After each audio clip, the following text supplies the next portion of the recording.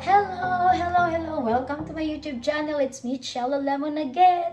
Today, we're going to make a Hainanese chicken with a Hainanese rice. But before we gonna start, kung sino pa hong hindi nakasubscribe sa akin, please subscribe, like, and follow my channel. And hopefully that, guys, today my cooking videos, I hope that you're gonna finish until the end because yung recipe na to, I'm gonna put in the last of my videos. And then this is very interesting and new for some guys, I guess new for you guys. And then before we gonna start, I'm going to introduce all the ingredients, the simple ingredients that we're going to use.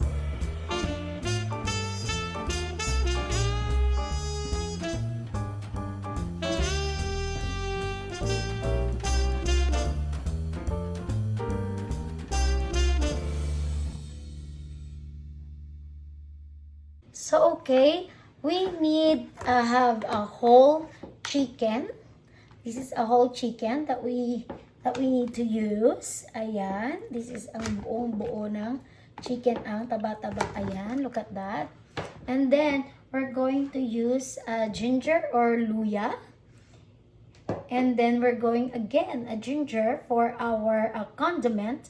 Ano ba yan? Parang script or grind ginger. Ayan. And then we're going to use onion leaves. And we're gonna use the end of the onion leaves too, yung dahon niya sa baba for when we boiling the chicken. And then we're gonna use my favorite, the sesame oil. And we're going to use a tamare soy sauce. This is a soy sauce and it's really healthy soy sauce. Ayan. And then we're going to use salt and pepper, and then we're gonna use a coconut oil later. Then we're gonna use 4 cups of rice to our Hainanese rice. So ganun lang ho, hindi siya ho karamihan ng mga ingredients, but very simple and healthy dish that we're going to make for today. Ayan, meron po tayong pinakuluang tubig. And then, we're gonna put this ginger, yung slice natin na luya. Ilagay lang natin sa pinakuluang tubig, in a boiling water. And then, we're gonna put the onion leaves here. Yung chicken natin, it's not gonna be like salty because it depends to our condiment. Kasi maglalagay tayo ng lasa sa condiment natin, not for this chicken. Now we're gonna put a little of salt. Ayan. And now we're gonna put a pepper.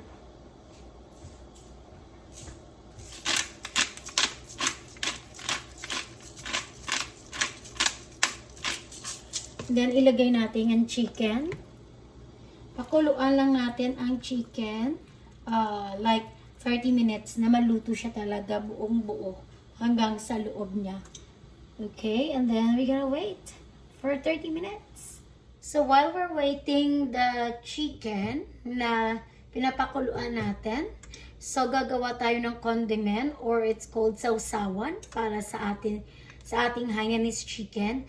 So i-combine natin yung onion leaves. Ayan. Ayan, at saka yung dinikdik natin na ginger. I use, what you call that? A cheese script or what you call that? Yung Ayan, ilagay lang natin. Combine lang natin yan. It depends sa inyo kung anong panglasa nyo. Kung gusto nyo maraming ginger, pwede rin. Pero sa akin, I use 1 tablespoon of ginger na dinikdik ko siya. Ayan. And then we're going to use coconut oil. The other they use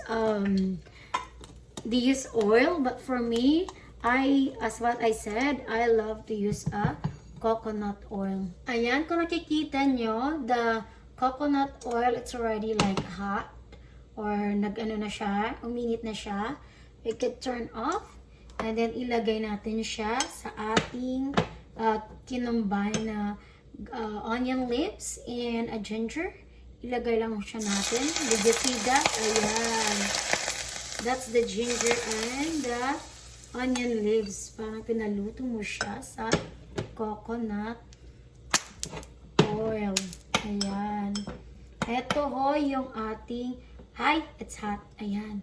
Ito ho yung ating first condiment or sausawan. Ayan, makikita nyo. Smells good. Ayan, ang ating sausawan or condiment number 1. Then, gagawa tayo ng pangalawang condiment natin, okay? So, eto na yung first condiment natin or sausawan. And then, we're going to make the second condiment. So, we're gonna use a tamari soy sauce.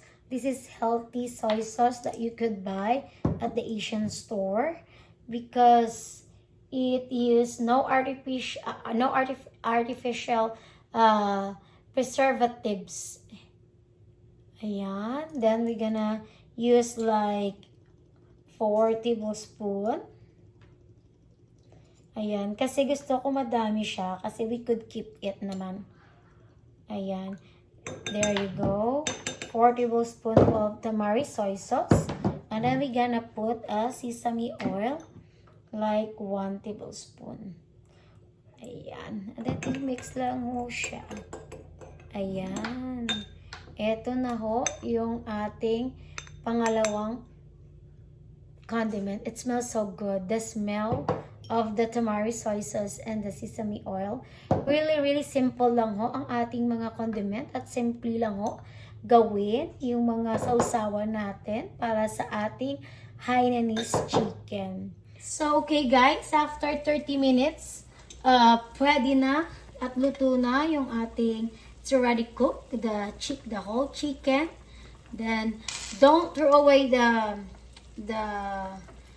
boiled water because we're gonna use this to our Hainanese rice. Ayan, I already turned off the fire. Now we're gonna transfer here in a big bowl. Ayan, dahan-dahan. Ayan.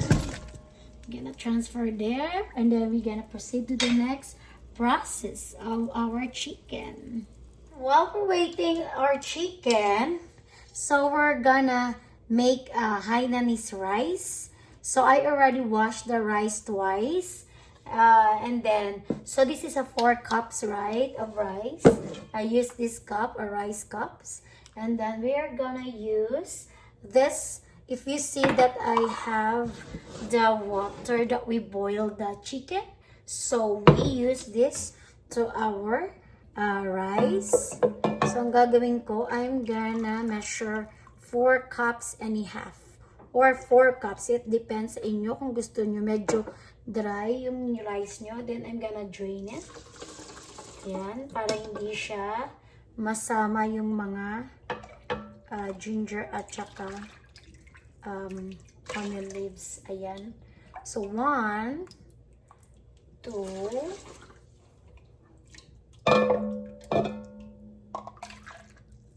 hot. 2, 3,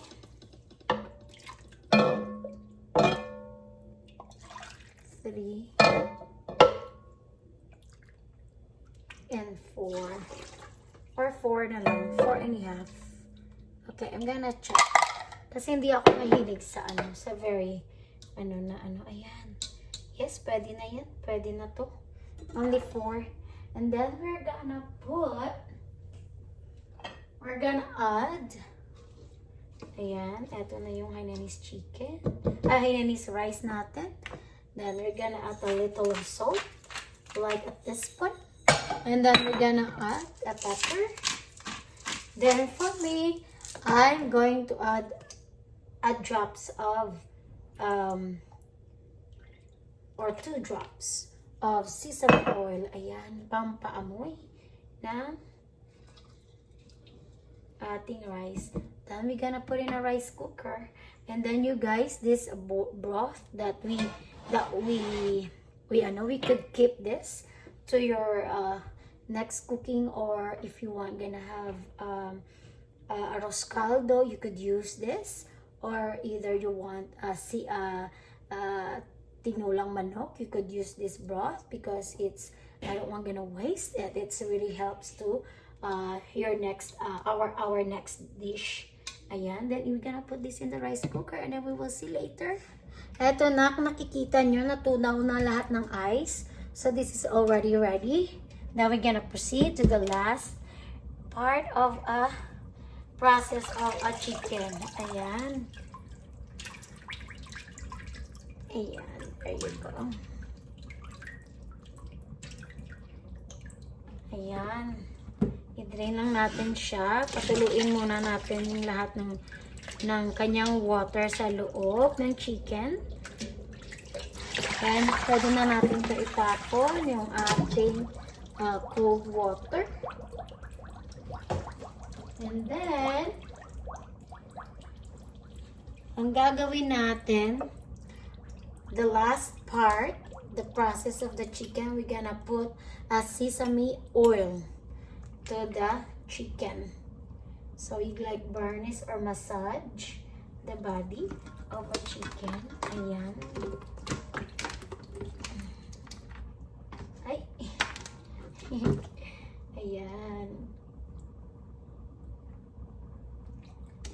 Ayan. Ayan ho ang nagpapasarap sa ating chicken.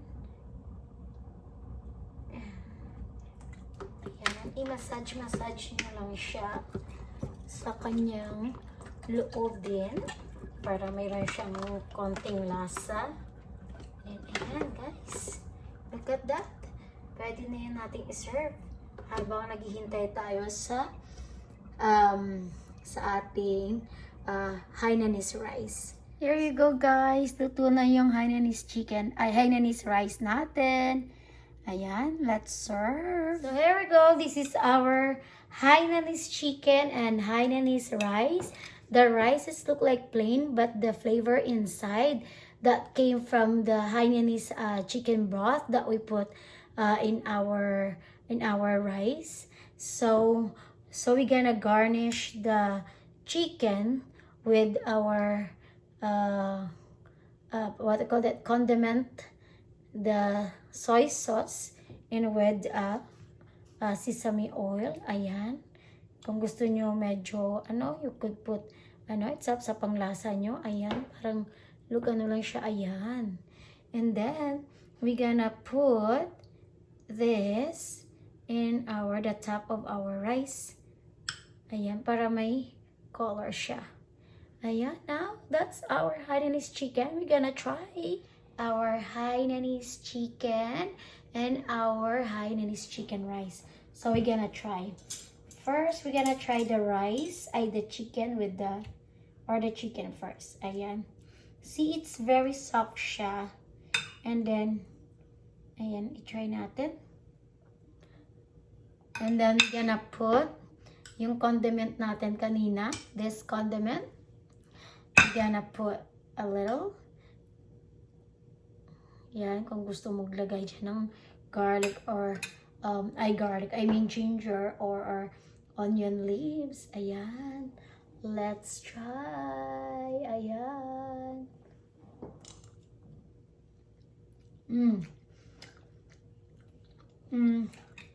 Now we're gonna try the rice. This is Hainanese rice. Perfect. Very perfect.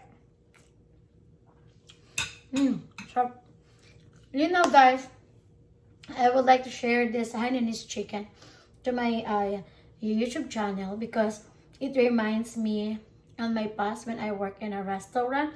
So it reminds me that para ma-recall ko kung paano gumawa ng Hainanese chicken. Originally, this came from it's a Asian dish, but it tastes so good. Kung gusto nyo, like, hindi siya salty, really plain lang siya. But if you want to have a salty, you could add the condiment that we made, the tamari soy sauce. The tamari soy sauce with sesame oil. It's really tastes so good. And then guys, if you like the way I cook my Hainanese chicken, it's really tastes good. And hindi siya, it's easy lang ho ang process niya. Medyo matagal, but it's really worth it. Especially yung Hainanese rice nyo, yung broth na, yung water na ginamit nyo came from the Hainanese broth na ginawa natin kanina. And it really tastes good. And I know that your family gonna love this. The Hainanese chicken with the Hainanese rice. So, guys, if you like the way I cook, please don't forget to like and subscribe to my channel. And thank you so much to my 1,000 subscriber more than. And I really appreciate it. And guys, let's eat. I'm so excited. I'm so hungry. This is our dinner for tonight. And have a blessed day. Bye. Love you all.